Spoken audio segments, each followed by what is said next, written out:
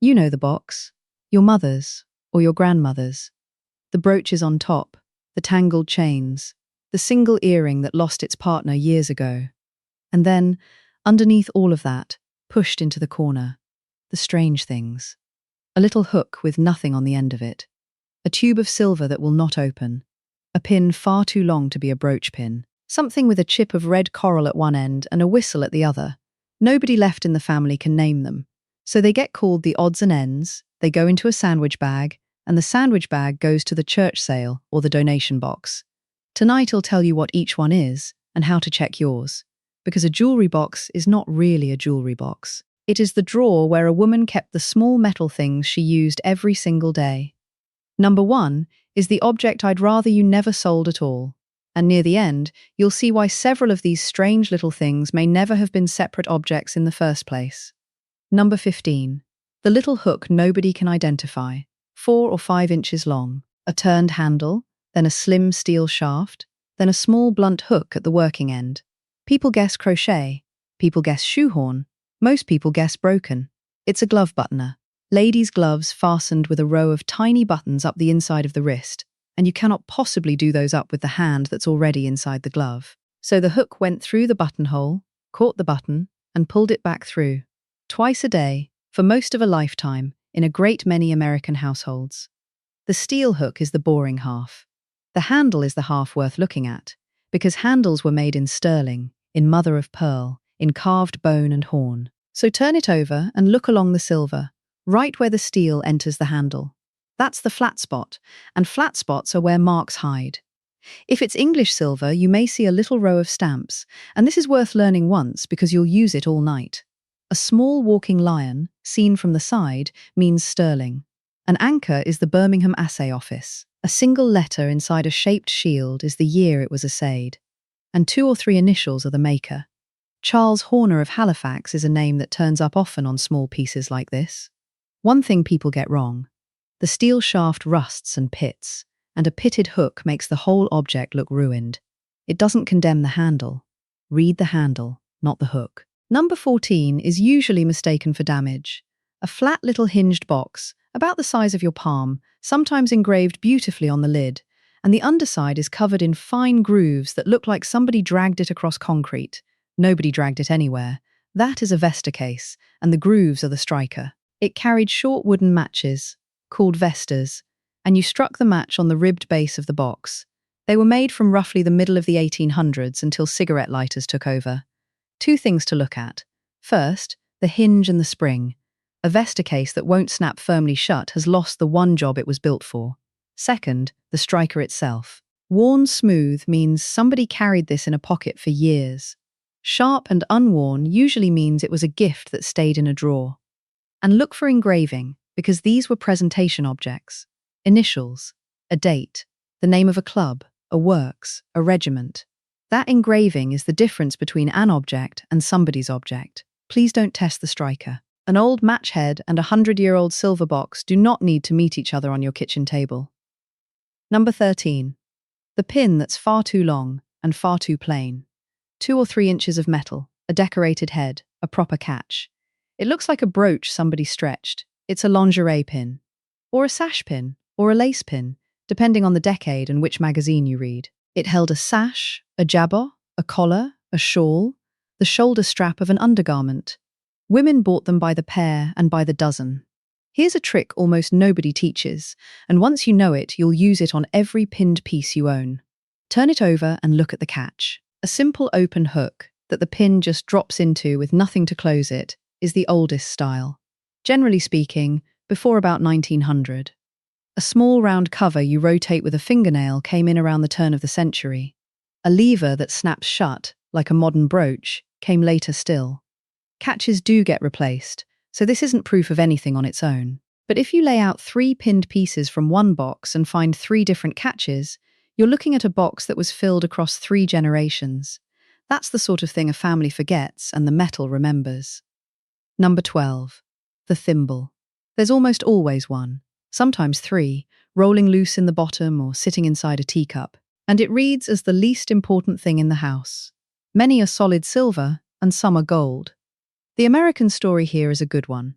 A young man named George Washington Simons went into business in Philadelphia in 1839, at 20 years old, making gold and silver thimbles. Simons brothers made them for well over a century, and by the 1930s the trade press was saying that nearly every adult American had at some point held one. Now, where's the mark? Not on the rim, where you'd expect. Turn the thimble upside down and put a magnifying glass on the very apex of the dome, inside. That's where American makers commonly signed, and it is the last place anyone thinks to look. Then read the band around the rim for the word sterling, or a carat mark, or a size number. One honest warning, because it catches people. Simons brothers kept their original dies and reissued old patterns from them many years later. A reissue is genuine, it just isn't old. Softer detail and a suspiciously unworn surface are clues, not proof. And keep this thimble in mind, it comes back near the end. Number 11. The silver tube that will not open. About 2 inches, cylindrical, sometimes chased with flowers, and shut so tightly with age that everyone assumes it's solid and purely decorative. It's very likely a needle case. And its grander cousin is a thing called an etuis, a small fitted case that carried a woman's whole working kit. Scissors, a bodkin, needles, sometimes a tiny pencil, each one seated in its own little velvet slot. Do not force it, I mean that. Warm it in your hand, hold it upright, turn very gently both ways, and if it doesn't move, stop and let a silversmith open it. Thin old silver splits along the seam under exactly the amount of force a determined person applies at a kitchen table. And what's inside is usually the identifying part. Marks on these sit on the base, or just inside the rim. And if you ever find an etui with its tools still seated in it, remember this. A complete etui and an empty case are 2 different objects, not 2 conditions of the same one.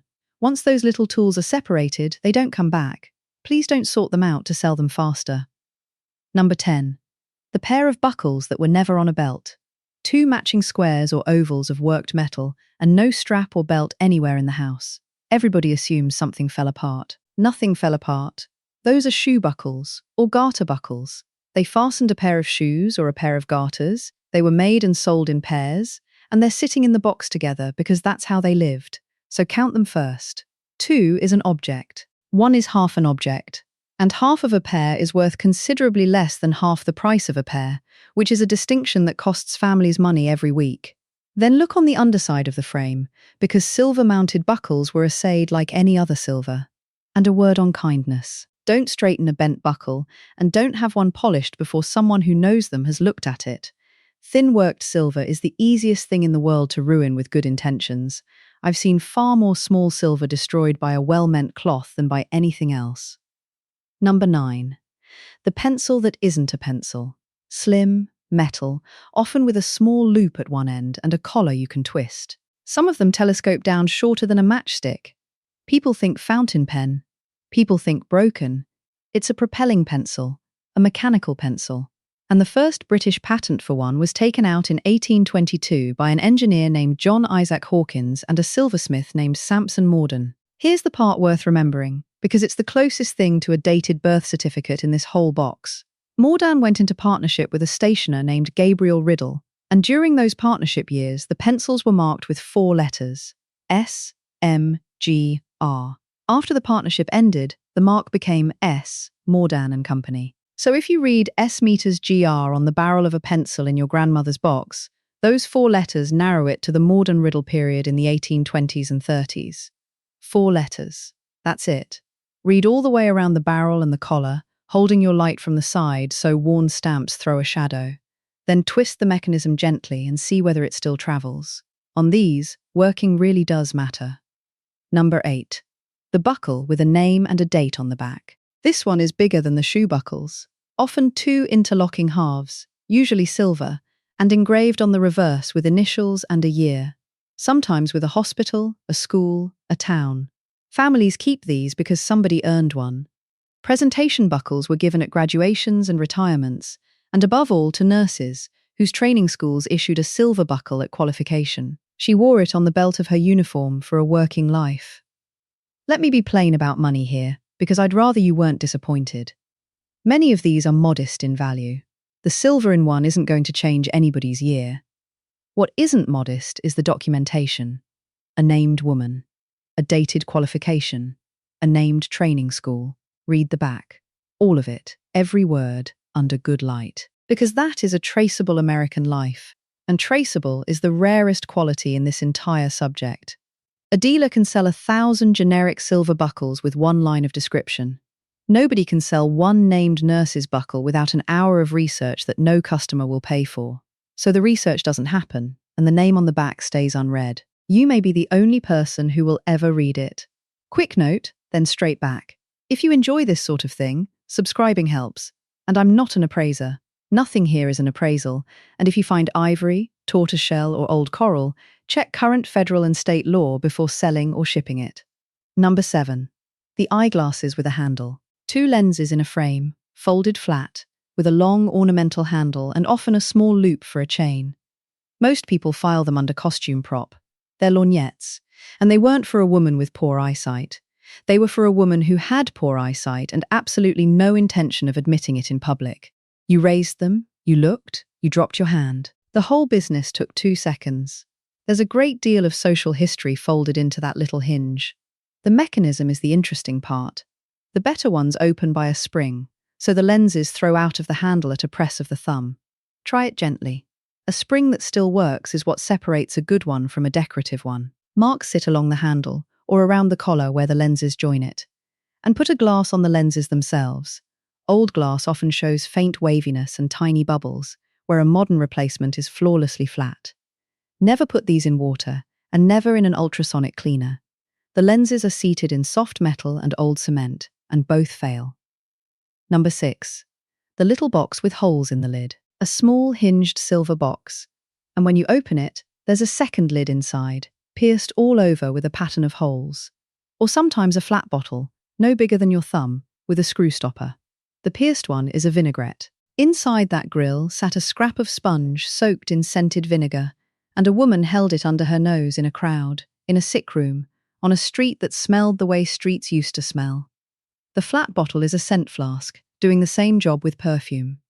Birmingham produced a great many of these, and Nathaniel Mills is the name most often found on the good ones. Lift the grill, if it lifts easily, and look at 2 things. Whether the piercing is slightly irregular, with a chased pattern worked around it by hand, and whether the inside still holds its gilding. That gilt interior matters more than anything on the outside. Vinegar attacks silver, so the insides were gilded as standard.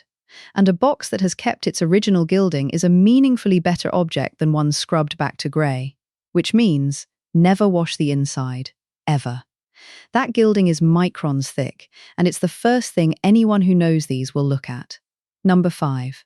The flat silver envelope, about 4 inches, flat, hinged or sliding open at one end, engraved all over the front in scrolls, with a blank space left in the middle.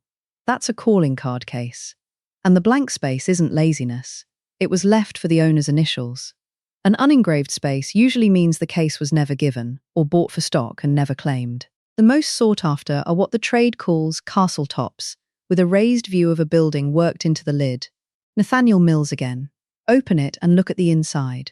The card slots, the original silk or velvet lining, and whether the lid still sits down flush. A sprung lid is the common fault. Marks are on the inside edge and the base. And here's the quiet pleasure of these. If somebody's initials are cut into that center panel, you're holding the object a woman used to introduce herself.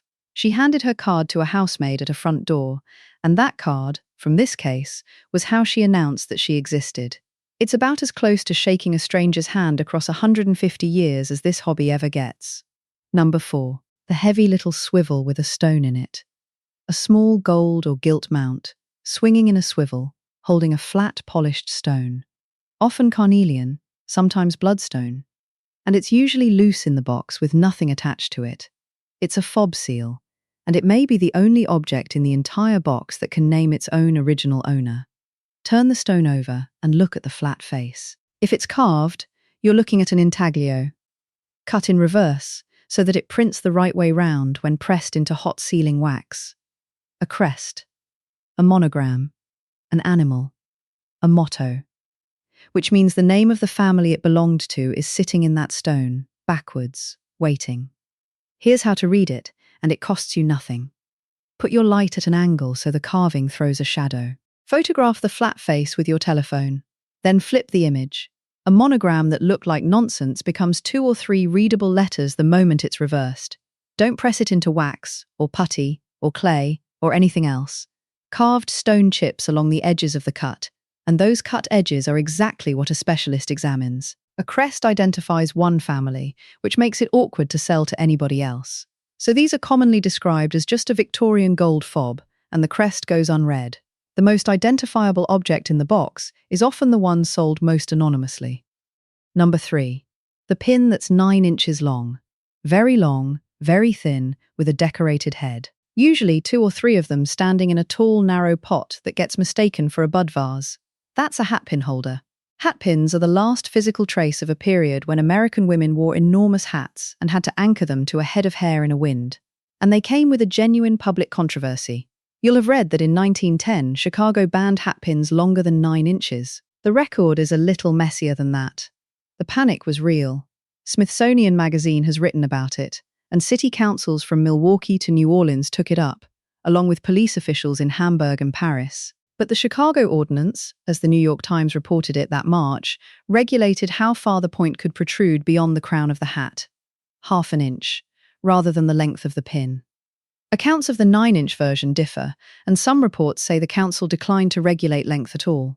What isn't in dispute is why women objected. Hatpins were being used on men who grabbed at them on streetcars, and everybody in that room knew it. One woman, Nan Davis, speaking for several women's clubs, told the committee that if the men of Chicago wanted to take their hatpins away, they could start by making the streets safe. To check yours, don't unscrew anything and don't pull. Look at where the decorated head meets the steel shaft, and read the head, because the head is the made object. The shaft is just a shaft. And a real safety note. These are the single most likely thing in an old jewellery box to hurt somebody rummaging. Put a cork on the point before that box goes anywhere near a grandchild. Number 2. The hook that everything else fell off of. A flat plate of decorated silver, 3 inches or so, with a broad hook on the back. And along the bottom edge, a row of small rings or short chains, with nothing on the ends of them. This is a Chatelaine, and I've saved it for second place because of what it does to everything else you've seen tonight. The hook went over a woman's waistband, and from those little chains hung her working things, her keys, her scissors, her thimble, in its case, her needle case, her pencil, her scent flask, her glove buttoner, everything she needed to run a household, worn at the waist, because a 19th century dress had nowhere to put anything. So think back through the box, the thimble, the tube that wouldn't open, the little hook nobody could identify, the pencil, the tiny flask. They may not have been separate objects at all. They may all have hung from one of these, which gives you the most useful 10 minutes in this whole video. If you find a Chatelaine plate, count the rings, write the number down. That's how many objects you're hunting. Then go back through the jewellery box, the sewing box, the desk drawer, the bathroom drawer, any biscuit tin in the house. These things get separated by room, not by value. Then hold each candidate up to an empty ring and see whether the fitting matches in scale and in colour of metal. I have seen sets put back together that way, on a kitchen table, out of 3 different drawers in the same house. And here's why complete ones have become uncommon. A dealer who buys one intact can sell 6 small objects this month to 6 customers, or 1 large object next year to 1. That isn't villainy, it's a calendar. But it has quietly taken a great many of these apart, 1 hook at a time. Number 1 looks like a toy. It carries more information than almost anything else in the box. It's short and silver. A row of little bells around a bulb, a whistle at one end, and a smooth, curved stick at the other. Coral if it's red, mother of pearl if it's white. The bells are dented, and one is usually missing. It's a baby's rattle. It's also a teething stick. And it was one more thing besides. The Metropolitan Museum of Art holds one of these, and their catalogue note describes it working as 3 things at once. A toy, with its whistle and bells, a teether, which is what the coral was for, and an amulet, because coral was widely believed to protect a child from illness and harm. That's the world these were made for. Infant mortality was ordinary, and germ theory hadn't yet won its argument. So a family that could afford silver gave a baby something that was a plaything, and a comfort, and a small piece of hope, all in one object. And the one the museum holds carries the whole lesson of tonight on a band of silver a few millimeters wide. A walking lion for Stirling, an anchor for Birmingham, a monarch's head, which was a duty mark, a date letter giving the year, in that case 1835 to 36, and the maker's initials. There's a child's name inscribed on it too, Sarah Fife. The museum records that she may have been the daughter of Duncan Fife, the New York cabinet maker. A named American child. A dated object. Read off a collar no wider than a wedding ring. So on yours, look at that collar, where the silver grips the coral, with your light coming from the side. That's the flat spot, and that's where the marks are. Then count the bells, and try the whistle. 2 things before you put it down. If it has coral, several coral species are restricted. The rules are federal and state, they differ, and they've changed in recent years. Keeping an inherited piece is one thing, selling or shipping it is another. Check before you do either. And don't let a baby near it. Not for a moment, not for a photograph. The bells detach, the coral is brittle, and the silver is old and thin. Whatever this was in 1835, it is not a baby's toy in your house. So, here's what I'd actually like you to do. Most of what's in that sandwich bag is modest money, and I won't pretend otherwise. Silver thimbles are common. Buttoners are common. Most buckles are common. This was never about a fortune. It's about the fact that identification is the only thing standing between a family's history and a donation box. The value isn't in the silver. It's in the name on the back of the buckle, the crest in the seal, the initials on the card case, and in the row of empty rings that tells you 5 other things in this house belong together, so don't split a complete set. Not the etui and its tools, not the pair of buckles, not the chatelaine and whatever hung from it. Once it is scattered, it is scattered. Sort it. Photograph it. Read the marks. Write on a card what each thing was for, and put the card in the box. That's an afternoon of your life, and it's the one thing on this list that can't be undone by anybody who comes after you. And then, honestly, keep it. Tell whoever gets it next what they're holding. Now, tell me in the comments, what's the one thing in your family's jewelry box that nobody has ever been able to identify?